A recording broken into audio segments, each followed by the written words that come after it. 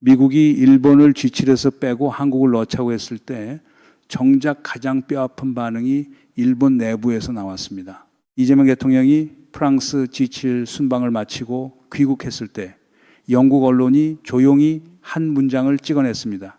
한국이 G7에 포함돼야 한다. 대통령은 귀국 기자회견에서 이 보도를 직접 전하면서 한국의 국격이 이전과는 비교할 수 없을 만큼 높아졌다고 말했어요. 캐나다 G7 현장에서 반응이 뜨거웠다고도 했습니다. 물론 당장 내년부터 한국이 G7에 들어가는 얘기는 아닙니다. 국내에서도 신중론이 나오고 있고요. 그런데 그게 끝이 아닙니다. 미국 쪽에서는 이보다 훨씬 강한 이야기가 나왔거든요. 일본을 완전히 제외하고 한국을 넣자는 주장, 그리고 일본을 배제하기 어렵다면 최소한 한국 중심으로 G7을 재편해야 한다는 의견까지 등장했습니다. 미국 주요 싱크탱크에서 나온 말입니다. 이게 단순한 외교적 립서비스일까요? 아니면 미국이 직접 계산기를 두드린 결과일까요? 오늘은 이 질문을 따라가 보려 합니다. 표면에는 한국의 국격 상승 이야기가 있고 그 아래에는 조선업과 방산과 북극 항로가 있고 그 아래에는 미중 패권 전쟁의 물리적 기반이 깔려 있습니다. 그리고 가장 아래에는 이 구애를 어떻게 실리로 전환하느냐는 질문이 기다리고 있습니다. CSIS 소장 존 햄리를 포함한 미국의 주요 정책 싱크탱크 전문가들이 공개적으로 한국의 G7 합류를 강조했습니다. 블룸버그는 한국 기업들의 글로벌 리더격 활동이 한국을 사실상 G7 지위에 올려놓았다고 평가했어요. 실제로 최근 전 세계 강대국 순위에서 한국이 6위로 랭크됐다는 지표도 나왔고요. 방산은 물론이고 조선업, 건설 등 전 세계 기여도 평가에서 한국이 일본을 제끼고 압도적이었다는 분석도 함께였습니다. 트럼프 정부의 기조를 보면 비즈니스 논리를 앞세워 G7을 확대하겠다는 방향이 뚜렷합니다. 한국과 호주를 포함시키는 방향이요. 심지어 트럼프는 이 사안에서 프랑스보다도 더 열려 있다는 평가가 나옵니다. 전통적으로 G7 확대에 가장 신중한 쪽이 유럽이었는데 트럼프가 그 구도 자체를 흔들고 있다는 거죠. 영국 총리 역시 한국이 반드시 G7의 초청국으로 와야 한다고 강조한 바 있습니다. 그런데 여기서 한 가지 놓치면 안 되는 게 있습니다. 트럼프가 왜 한국에 이렇게 주목하는가? 그 이유가 외교적 친밀감이나 정치적 의리가 아니라는 점입니다. 미국이 일본에는 수차례 기회를 줬다고 합니다. 특정 프로젝트에 참여하라, 이 역할을 맡아라, 함께 가자. 그런데 일본에서 돌아온 답변이 없었어요. 명확한 의사표시 자체가 없었던 겁니다. 반면 한국은 미국이 제시한 각종 프로젝트를 단 한 번의 기회에 그것도 빠르게 추진해냈다고 합니다. 미국이 충격을 받았다는 게 이 대목이에요. 단순히 잘했다는 게 아니라 이 속도와 결단력 자체가 미국 관계자들에게 강렬한 인상을 남겼다는 겁니다. 일본 자민당에서는 아직도 한국 G7 포함은 시기상조라는 반응이 이어지고 있습니다. 반대를 예상할 수 있습니다. 그런데 정작 일본 내부에서 더 뼈아픈 반응이 나왔다고 해요. 왜냐하면 한국의 G7 편입 논의가 상징하는 게 결국 이 한 문장으로 정리되기 때문입니다. 일본이 가질 수 없는 것을 한국이 가졌다. 이게 한국 측에서 나온 말이 아닙니다. 미국 분석에서 나온 말입니다. 아니 여러분, 이게 단순히 국제 무대에서 한국 외교가 더 잘 굴러가고 있다는 수준의 이야기가 아닙니다. 미국이 일본의 G7 내 역할이 실질보다 상징에 의존하고 있다는 판단을 내리고 있다는 신호거든요. 바이든 정부는 일본이 반대하는 것을 알기 때문에 굳이 이 의제를 추진하지 않으려 했습니다. 일본 눈치를 본 거예요. 그런데 트럼프는 안 봅니다. 삼국지에서 형주 땅이 가만히 앉아서 다른 사람 손에 넘어갔던 것처럼 국제 정치에서도 오래 앉아있던 자리가 조용히 바뀌는 일이 생깁니다. 그리고 그 자리가 바뀌는 데는 반드시 이유가 있어요. 일본 G7 반대 소식이 나왔을 때 제일 뼈아프다는 반응이 일본 내부에서 나왔다는 사실. 이게 이번 이야기의 첫 번째 층입니다. 그럼 왜 이렇게 됐을까요? 진짜 그림은 지금부터입니다. 기후변화로 북극해 얼음이 녹고 있습니다. 이게 유럽과 아시아를 잇는 최단 항로를 만들어내고 있어요. 기존 항로에 비해 운항거리가 대폭 줄어드는 북극 항로가 현실로 다가오고 있는 것입니다. 이 항로의 허브가 되는 위치에 어디가 있냐면 부산입니다. 지리적으로 부산이 북극 항로의 아시아 쪽 핵심 물류 거점이 될 수 있다는 중요성이 구체적으로 제기되고 있는 거예요. 트럼프가 그린란드를 집요하게 노리는 이유가 바로 이겁니다. 그린란드는 북극 항로 종착부의 핵심 기지입니다. 실제로 트럼프는 2019년 덴마크에 그린란드를 팔라고 공식 요청했고 지금도 미군을 보내 점령하겠다는 발언을 이어가고 있습니다. 단순한 허풍이 아니에요. 북극이 강대국의 새로운 싸움터가 됐다는 얘기고 그 가운데 허브 역할을 누가 맡느냐의 게임이 이미 시작됐습니다. 러시아도 이 판에서 움직이고 있고 중국도 보고 있습니다. 여기서 일본 해운계와 언론계 그리고 일본 정부가 충격을 받은 장면이 있습니다. 한국이 북극 항로에 대해 즉각적으로 선점 의지를 표명했다는 점입니다. 미국 입장에서는 당연히 고무적인 신호로 익히는 거죠. 미국 전문가들 사이에서도 한국의 북극 항로 개척 역할을 높이 평가하는 목소리가 나오고 있습니다. 결이 같다는 표현이 나왔을 정도입니다. 그런데 이보다 더 결정적인 게 있습니다. 트럼프가 당선 후 한국의 첫 번째로 언급한 분야가 반도체가 아니었다는 점이에요. 바로 조선업이었습니다. 구체적으로는 LNG선을 건조하고 운반하는 능력, 그리고 미국 해군 함정의 유지 보수 정비 능력이었습니다. 트럼프는 한국의 조선 정비 기술을 가리키는 MRO라는 단어를 정확하게 언급하며 한국의 능력을 이미 알고 있다고 직접 발언했습니다. 바이든 정부는 친환경 기조를 강하게 밀었습니다. 그 과정에서 셰일가스를 비롯한 에너지 수출 관련 프로젝트가 많이 지체됐어요. 엄청난 규모로 매장된 셰일가스를 전 세계로 팔아넘기는 게 트럼프의 오랜 목표였는데 바이든 때 중단된 겁니다. 트럼프가 재집권하면서 이 목표를 다시 밀고 있고 그 LNG를 실어나를 선박이 필요한데 중국을 제외한 민주 진영에서 이 역할을 할 수 있는 나라가 사실상 한국밖에 없다는 겁니다. 미국이 외국과 군사 MRO 협약을 맺는 경우는 거의 없습니다.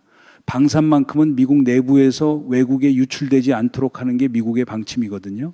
강력한 군사력이 패권의 기반이기 때문에 기술 유출이나 공개를 누구보다 꺼립니다. 그런데 하나오션이 미국과 최초로 MSRA 협약을 체결했습니다. HD 현대중공업도 미국 MRO 시장 진출에 출사표를 던졌고요.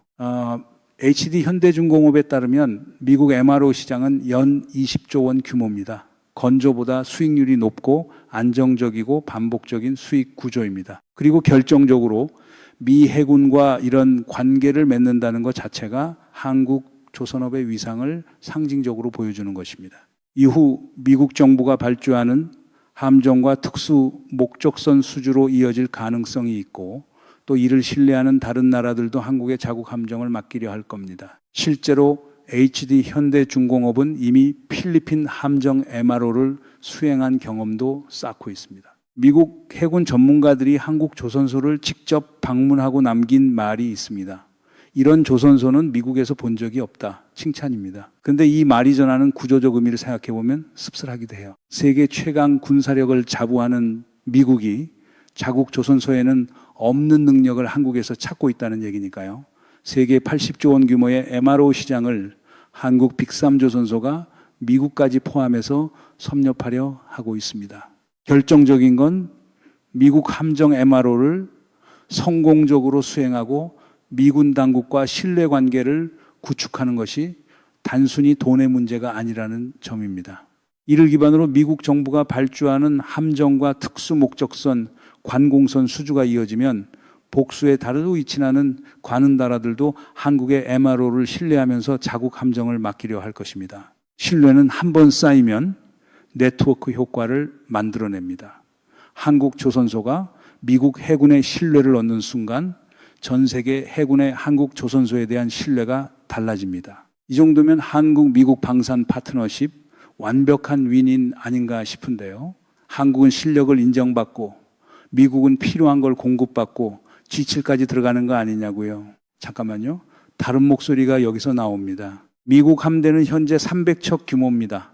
세계 최강의 항모 전단을 갖추고 있고 토마호크 미사일을 수백 수천 기 탑재한 함정들이 바다를 누비고 있습니다. 항공모함에서는 F-18과 F-35가 쉴 새 없이 오르내리며 적군을 교란할 수 있는 능력을 보유하고 있어요. 지구상에서 미국의 항모 전단을 이겨낼 나라는 없다는 게 사실입니다. 그런데 문제가 있어요. 중국이 양으로 밀어붙이고 있다는 겁니다. 대량 생산 체계로 함정수를 빠르게 늘리고 있거든요.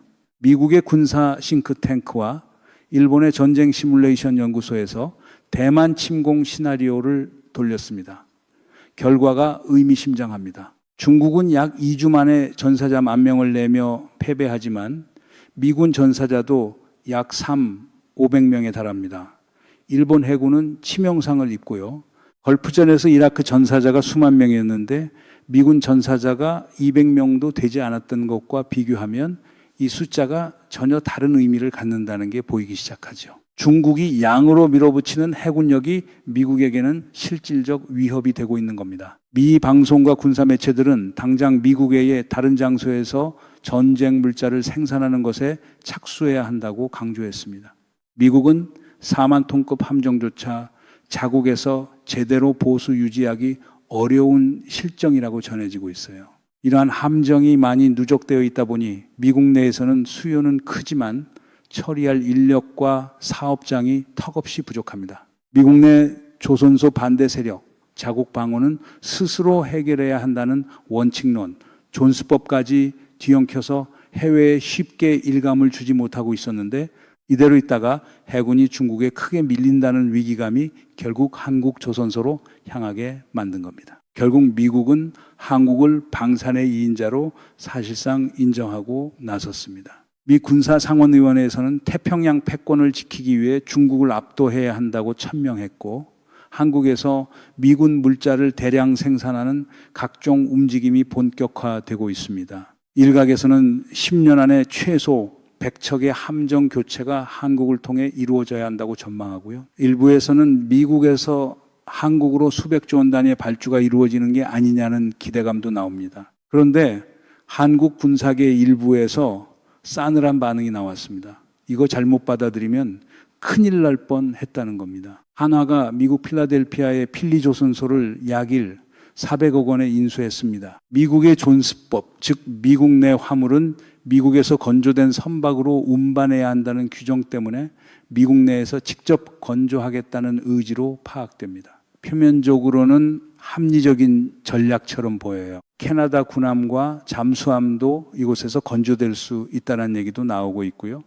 그런데 많은 이들이 이 방식에 의문을 제기합니다. 결국 한국의 전문 인력과 노하우를 미국 땅에 그대로 이식하는 것 아니냐는 겁니다. 토끼와 거북이 이야기에서 뛰어간 건 거북인데 나중에 상을 받으러 오는 건 다른 누군가가 되는 상황이 생길 수 있다면요. 중국이 한국 반도체 공장을 자국 내에 파격적인 혜택을 주고 짓게 한 다음 기술을 강탈하거나 결국 내쫓은 사례 기억하시죠? 완전히 동일한 상황이라는 게 아닙니다. 미국은 중국보다 훨씬 낫습니다. 하지만 미국 내에 공장을 짓고 비싼 인건비와 운영 난항으로 결국 어려워진다면 어떻게 되느냐는 겁니다. 장비와 시설은 미국 땅에 남아있고 한국 회사는 그것을 두고 나와야 하는 상황이 올 수 있다는 우려입니다. 반도체 공장이 미국에 입점하면 미국의 자산과 마찬가지가 되어버리는 것처럼요. 그리고 트럼프는 최근 연설에서 이런 발언을 했습니다. 한국은 조선소, 반도체, 자동차를 미국에서 빼앗아갔다. 이 발언이 단순히 과거에 대한 불만 표명으로 끝나는 게 아닐 수 있습니다. 정치적 압박이 방산 분야로 확장될 수 있다라는 신호거든요. 이거 웃을 일이 아닙니다. 전 세계 방산이 인자로 인정받았지만 그 과정에서 기술과 시설을 미국 땅에 심어주는 구조가 되어버린다면 한국은 실력을 보여줬지만 실리는 챙기지 못하는 나라가 되는 겁니다. 그래서 전문가 일각에서는 이미 경고음이 나오고 있어요. 전 세계 방산 인자를 지향하되 굽히지 않는 환경을 만들어야 한다고요. 한국이 북한과 대치 중이라는 사실이 그나마 방어선 역할을 합니다. 방산 생산 시설의 상당 부분은 한국에 존재해야만 한다는 논리가 성립하거든요. 이 구조를 최대한 활용해야 한다는 겁니다. 그런데 한국이 유럽의 싸늘한 반응을 보인 진짜 이유, 이걸 알면 판이 달라집니다. 유럽은 오랫동안 K방산을 철저하게 배제해왔습니다. 마크롱은 유럽 내에서 아시아가 무슨 말이냐면 영내 조달을 원칙으로 못 박았어요. 유럽의 강대국들이 한국 방산을 무시하면서 영내에서 해결하자는 분위기를 만들어 온 겁니다. 노르웨이는 오래간을 봐오다가 결국 한화에어로스페이스와 협업 구조를 만들었습니다. K9 자주포와 천무를 도입하는 대신 노르웨이 방산 기업 콩스버그의 원격 무기 시스템을 탑재하자는 방식이었어요. 세계 최고 자주포에 굳이 유럽 시스템을 얹어야 하느냐는 의문이 당연히 드는데 끝까지 순순히 길을 내주지 않겠다는 의지입니다. 폴란드에는 공장도 지어주고 기술 이전도 했습니다. 이후 어떤 일이 생길지 일부에서는 이미 우려의 목소리가 나오고 있어요. 이렇게 한국을 철저하게 배척하던 유럽이 지금 어떤 상황이냐 하면 우크라이나 방공 위기에 패트리어트가 없어서 유럽 전역에 흩어진 것들을 긁어모으고 있습니다. 패트리어트 방공 시스템은 절대적인 공급 부족 상태이고 미국의 생산 로드 타임은 5년이 넘습니다. 그나마 한국에 납품하기로 한 패트리어트조차 우크라이나로 방향을 틀 지경이에요. 우크라이나에서 사용 중인 러시아제 구형 S-300과 S-400 시스템은 이미 소진되어 가고 있고 정확도가 크게 떨어지고 있습니다. 유럽 각국은 우크라이나의 절박한 요청에 따라 자신들이 보유한 패트리어트 포대를 보내기로 했는데 정작 보낼 포대가 없어서 발을 구르고 있는 겁니다. 프랑스 방사는 최근 중국 전투기의 격추 평가를 받으면서 유럽 내 위신이 흔들리고 있습니다. 마크롱이 유럽 내에서 아시아 무기는 안 된다고 했는데 그 프랑스 무기가 중국 전투기에 밀리는 평가를 받은 겁니다. 이 반사이익을 한국의 FA-50을 포함한 4점 5세대와 5세대 차세대 전투기가 가져갈 수 있다는 분석이 나오고 있어요. 최근 프랑스가 망신을 당했음에도 자국 안보 위협이 다가오자 언제 그랬냐는 듯이 한국의 천무를 비롯한 무기 체계에 관심을 표명하고 있습니다. 미국의 하이마스는 주문이 밀려 언제 납품받을지 기한조차 없는 상황이고 납품 이후 사후 정비도 제대로 이루어지지 않으면서 결국 프랑스 국방부 내에서조차 한국의 다연장 로켓 천무를 도입해야 한다는 의견이 나왔다는 겁니다. 한때 K방산을 유럽 무대에서 배척하던 나라의 국방부에서요. 무기도 없는 유럽 각국이 한국 방산을 무시하며 유로 사토리 전시장에서 고개를 돌렸던 거 기억하시죠? 지금 그 나라들이 천무 가격표를 묻고 있습니다. 한국이 여유 있는 상황이 아닙니다. 1차적으로 폴란드와 유럽에 보낸 물량은 한국 자국 방어용까지 건드린 것이었어요. 한국도 자국 방어를 위한 물량을 먼저 확보해야 하는데 그 여분으로 밀어낸 게 지금 유럽에 가 있는 겁니다. 애초에 한국이 여러 가지 제안을 했을 때 다양한 국가들이 한국 방산을 제대로 받아들였다면 지금 이 상황이 좀 달랐을 겁니다. 아랍에미리트와 사우디아라비아는 이미 청궁이 미사일 방어 체계를 수조 원씩 사들이며 중동 정세에 대비하고 있었습니다. 돈도 많고 기술력도 있는 유럽이 끝까지 한국을 배척하다가 속수무책당하고 있는 모습입니다. 호랑이 없는 산에서 여우가 왕노릇하던 시절이 있었습니다. 그런데 호랑이가 나타났어요. 유럽이 이제야 보이기 시작한 것들이 있는 거죠. 군사계에서는 이런 의견이 힘을 얻고 있습니다. 노르웨이처럼 협업 구조를 만들어줘야만 팔 수 있는 환경을 만들지 말고 폴란드처럼 공장 다 지어주고 기술 이전했다가 나중에 뒤통수 맞는 구조도 만들지 말고 미국처럼 받을 돈 다 받으면서 갑의 위치를 지켜야 한다고요. 한국이 충분히 그럴 수 있는 실력을 갖췄다는 겁니다. 실력 있는 나라가 의뢰 자세로 들어가는 것, 그게 진짜 손해라는 거예요. 처음에 던진 질문으로 돌아가 봅시다. 일본을 빼고 한국을 G7에 넣자는 이 주장이 단순한 외교적 칭찬이냐고요. 지금 여기까지 오셨으면 아시겠죠. 이건 칭찬이 아닙니다. 미중 패권 전쟁에서 태평양 패권을 지키기 위해 조선소가 필요하고 북극 항로 허브가 필요하고 LNG를 실어 나를 선박이 필요하고 빠르게 움직이는 파트너가 필요한 미국이 내린 실용적 계산의 결과입니다. 외교가 아니라 비즈니스입니다. 작은 나라가 조용히 갈고 닦은 실력이 세계가 흔들리는 순간 그 가치를 드러내고 있습니다. 조선업이 그랬고 방산이 그랬고 북극을 먼저 보겠다는 결단이 그랬습니다. 10년 전만 해도 한국 입장에서 상상조차 하기 어려운 상황이었어요. 미국 해군 함정을 한국이 정비하고 미국 방산의 2인자로 인정받고 G7 편입 논의가 미국 싱크탱크에서 나온다는 게요. 그런데 이 흐름에서 반드시 짚어야 할 것이 있습니다. 실력을 인정받는 것과 실리를 지키는 것은 다른 문제라는 겁니다. 미국의 구애를 받으면서도 공장이 미국 땅에 이식되는 상황, 유럽의 뒤늦은 러브콜의 기술 이전 조건이 붙는 상황, 이 두 가지를 동시에 관리해야 합니다. 이재명 정부가 G7 무대에서 시작한 이 흐름을 어떻게 실리로 연결하느냐, 그게 앞으로의 과제입니다. 주류 언론이 이 구조를 잘 다루지 않는 건 더 이상 우연이 아닙니다. G7 편입 논의 뒤에 조선업이 있고, 조선업 뒤에 태평양 패권 전쟁이 있고, 그 전쟁 뒤에 북극이 있다는 이 연결고리, 오늘 여러분은 보셨습니다. 한국이 G7에 들어갈지 그 답보다 더 중요한 질문이 있습니다. G7에 들어가는 나라가 되는 것과 그 과정에서 실리를 지키는 나라가 되는 것, 이 두 가지를 동시에 해낼 수 있느냐는 겁니다. 세계가 한국을 필요로 하는 이 순간 한국이 어떤 선택을 하느냐, 귀추가 주목됩니다.